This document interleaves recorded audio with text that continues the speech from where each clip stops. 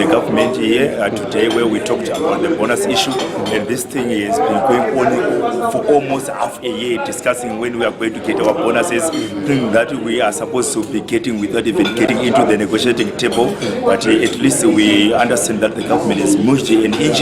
They sense the danger, because already there was going to be a service delivery anarchy, and it was looming. People had just got into a sit-in position today, but we are going back to our members to tell them that we have resolved and we reached a position with the government. We are going to deliver our work on the pretext that the government is going to honor its pledge, and in future we don't expect to sit again and have a series of interviews where we are going to discuss about the bonus issue.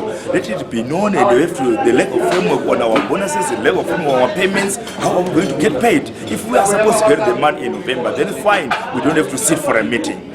And we realize that we have got the land issue, the sense issue. The government wanted to give us a cent in replacement for that bonus. That wasn't going to be palatable with us, because it was obviously going to divide the civil service. Thank you. But we have reached an agreement with the government, at least for what we wanted, we have achieved. Okay.